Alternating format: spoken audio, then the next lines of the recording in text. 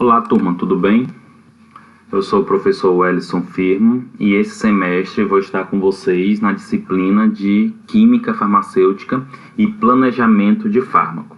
De modo geral, turma, essa disciplina ela se torna muito importante dentro da grade curricular do curso de farmácia, pois é uma das disciplinas que são voltadas para a indústria farmacêutica. A partir desse momento, nós vamos começar a observar algumas características estruturais dos fármacos associadas à sua interação entre as moléculas presentes no nosso organismo. Em outras palavras, a química farmacêutica é uma ciência originária ou semelhante à química medicinal que tem como fundamento, fazer com que os alunos venham a aprender essa relação da química estrutural dos medicamentos e o que esses elementos químicos, essas estruturas, essas ligações, elas podem favorecer de interação sobre as biomoléculas alvos no organismo e o que isso pode trazer de benéfico quando se pensa em efeitos farmacológicos, como também em efeitos maléficos quando se pensa em efeitos toxicológicos. De modo geral, é importante compreender que a disciplina ela tem um ponto teórico, mas também tem uma parte prática. Acredito que durante o semestre nós vamos ter aí alguns encontros associados à prática. Bom, iniciando basicamente a disciplina, é muito importante vocês compreenderem essa imagem. Essa imagem ela representa muito bem o que eu acabei de comentar para vocês. A relação da química farmacêutica e a sua importância farmacologicamente associado às moléculas alvos no nosso organismo. Se vocês observarem atentamente esta imagem, vocês podem notar que nós temos uma estrutura de uma substância, tá? Representado bem centralmente, e essa estrutura de substância está fazendo ligações com outros elementos químicos. Essas ligações são representadas por essa linha tracejada. E esses outros elementos químicos, de modo geral, turma, são as biomoléculas alvos. É muito importante compreender que as moléculas alvos, quando eu falo de molécula alvo no nosso organismo, eu estou me referindo lá daquela história da farmacodinâmica, dos receptores, dos tipos de receptores ou locais de ação dos fármacos, seja enzima, canais iônicos, receptores intracelulares, receptores de proteína quinase, receptores de proteína G. Então, de modo geral, todas as substâncias elas têm um perfil para que possa favorecer essa interação entre a molécula, que é a substância química, e essa molécula-alvo. Algo que já deve começar a esclarecer para vocês é que, se eu estou falando que a substância química, ou seja, o medicamento, interage com biomoléculas alvos, é bom compreender que essas moléculas alvos elas são substâncias químicas. E, por ser substâncias químicas, elas são constituídas por elementos, por átomos, por elementos químicos, e esses elementos químicos interagem entre si através de ligações. Lembrando que quando a gente fala de ligações associada à química farmacêutica, a gente vai ver em uma outra aula mais específica que existem ligações iônica, covalente, ponte de hidrogênio, força de Van der Waals, interações hidrofóbicas. Todas essas características, elas fazem com que ocorra uma interação entre essas moléculas, seja a molécula do medicamento, o princípio ativo, o fármaco, seja a molécula-alvo. E essa interação acontece através dessas forças ou ligações com o intuito desses elementos químicos se complementar, no intuito de sempre os átomos eles estarem com a camada de valência completa. Lembra que um dos objetivos, um dos sonhos dos elementos químicos, todos é se tornar gás nobre, porque os gás nobre, de modo geral, ele tem a sua última camada, que é a camada de valência, completa eletronicamente. E os outros elementos que não têm, eles acabam fazendo esse compartilhamento de elétron, essa doação ou perda de elétron, com o intuito de ficar estável, igual os gases nobres. Não tem como falar de química farmacêutica se a gente não falar, por exemplo, da onde surgiu os medicamentos, qual foi a base inicial para se entender sobre os medicamentos, né? Então, assim, de modo geral, a química farmacêutica ela é uma derivação da química medicinal.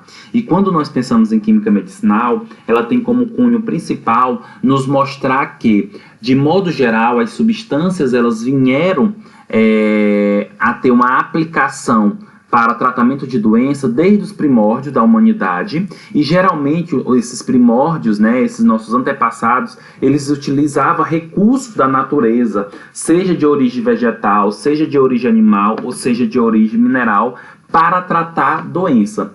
E sem dúvida, um dos principais sintomas que fez com que, literalmente, esses primórdios, né, esses nossos antepassados, buscassem na natureza recursos para ter um efeito terapêutico, sem dúvida foi a dor. A dor, teoricamente, gente, é um dos sintomas que a gente menos tolera, né? A pessoa pode ter uma diarreia, a pessoa pode ter uma febre, a pessoa pode estar fadigada, mas ela evita, às vezes, de tomar medicamento. Mas a dor, ela faz com que a gente busque rapidamente uma estratégia para aliviá-la, né? Pois a dor, de modo geral, ela é incômoda. É importante compreender que nesse período aqui dos primórdios, pouco se tinha de desenvolvimento da química, pouco tinha desenvolvimento da fisiologia, pouco tinha desenvolvimento da observação clínica. Então, de modo geral, essa população, esses antepassados, eles buscavam na natureza esses produtos com efeito terapêutico, ou observando os animais, ou fazendo com que as pessoas mais fracas da tribo experimentassem, ou acabava observando e fazendo com que os doentes experimentassem. E assim foram descobrindo que determinadas plantas eram tóxicas, determinados animais tinham um efeito terapêutico. E até hoje nós temos esses legados enraizados na nossa população. Contudo, é muito importante nós compreender que hoje o que nós conhecemos de medicamento, de estrutura química, de efeito terapêutico, está relacionado a várias evoluções que aconteceu durante o tempo, né? Então, a medicina moderna, ela foi praticada atualmente, né? A medicina moderna, a praticada hoje, tem sua origem na Grécia Antiga com Hipócrates. Lembrando que Hipócrates é considerado o pai da medicina, tá? Hipócrates já estudava, de modo geral, muitas características associadas à substância, como também o corpo humano, mas na época de Hipócrates não poderia ter muito conhecimento sobre o corpo humano, não poderia ter um estudo mais aprofundado, ele não poderia falar demais, pois era considerado heresia, né? Era considerado, naquela época, quem estudava o corpo humano de modo geral, como Hipócrates estudou escondido, era considerado bruxo, né? E diante disso, para nós termos o que nós temos hoje de conhecimento sobre química, sobre substância, inter-relação dessas substâncias com os organismos, houve aí todo um trajetório, houve todo indício de várias populações que complementaram o efeito terapêutico de determinada substância, desvendaram informações de determinada substância, como os indianos, os egípcios, os chineses. E dentro de algumas características, por exemplo, dos chineses, nós temos aí a medicina tradicional chinesa, que trabalha muito o uso de plantas, né? E até hoje nós temos conhecimento legado. Sobre os egípcios, gente, nós temos aí, sem dúvida, um dos manuscritos mais antigos da época do Egito, né, da época egípcia, que seria o Ebs Papiro, que tem informações sobre drogas de origem animal, vegetal e mineral, datado de 1500 anos antes de Cristo. Inclusive tem algumas plantas presentes nesse manuscrito que até hoje nós usamos, tá?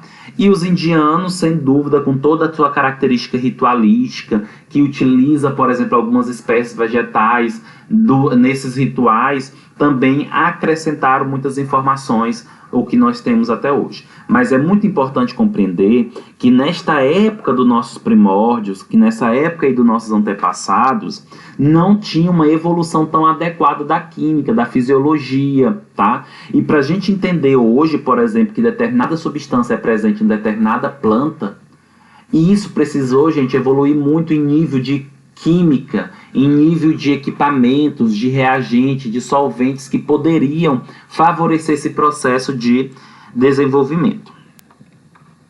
E caminhando, né, na evolução, e caminhando nessa evolução do desenvolvimento desse conhecimento empírico, passando para o conhecimento científico, nós temos, sem dúvida, algumas descobertas que foram importantíssimas, né, durante esse período. E como eu comentei anteriormente para vocês, desde os tempos antigos, os povos do mundo tinham uma ampla coleção de produtos naturais para fins medicinais. Então já se tinha conhecimento dessas plantas. Contudo, o que não se sabia ao certo era que tipo de substância tinha naquela planta ou naquele animal, né, naquela banha do animal, naquela pele, naquela secreção do animal ou naquele produto mineral que poderia fazer efeito terapêutico ou que fazia efeito terapêutico. E até os anos 70, ou seja, se a gente for pensar, gente, não se faz muito tempo, mas até os anos 70 a procura por novos fármacos era feita por modo empírico, observando os animais, rituais indígenas e etc. E isso é muito importante até hoje quando a gente pensa nessa característica. Por quê? Não sei se vocês já ouviram falar de biopirataria, mas a biopirataria está relacionado ao roubo de informações de patrimônio genético, de recursos naturais de um país para outro. E quantas pessoas vêm de fora do Brasil e se instalam, por exemplo, em aldeias indígenas, em povoados quilombolas, só para saber os rituais, só para saber que tipo de substâncias são utilizadas durante determinados rituais ou utilizado quando a pessoa tem determinada doença. Porque muitos países estão muito aquém da gente em nível tecnológico e aí eles descobrem qual é o produto, levam esse produto para seus países, lá nos seus países eles têm uma tecnologia de ponta, rapidamente descobre a substância, começa a desenvolver um produto e patenteia. E aí muitas vezes essa planta, esse produto, gente, só tem no Brasil, mas a gente acaba comprando um medicamento oriundo dessa planta porque foi comercializado ou patenteado por outro país, tá? Um exemplo, gente, é o jambu, né? A planta jambu, que é muito comum na região do Pará e aquela região da Amazônia, mas pesquisadores, se não me falha a memória, americanos, eles conseguiram isolar mais rapidamente a substância, desenvolver um produto e patentear um produto analgésico oriundo da planta jambu, que é estritamente exclusiva do Brasil. Tá? Aí o que é que vai acontecer? Eles vão comprar a matéria-prima da gente, barato, lá vai fazer todo o processamento e vai vender o medicamento mais caro pra gente. Tá?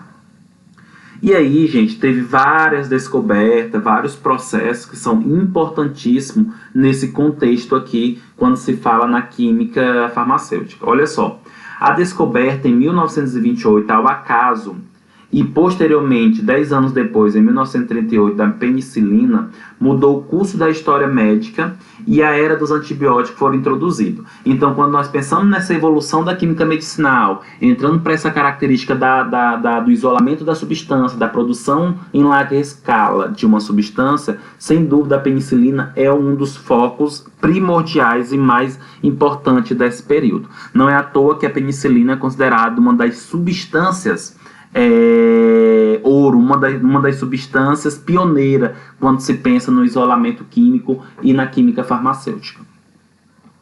Então, gente, lembrando que a penicilina é uma substância beta-lactâmico. Essa substância beta-lactâmico tem um anel beta-lactâmico, que a gente vai estudar mais posteriormente sobre ela, e essa característica estrutural da substância é o que faz com que ela tenha efeito bactericida sobre alguns micro-organismos, tá?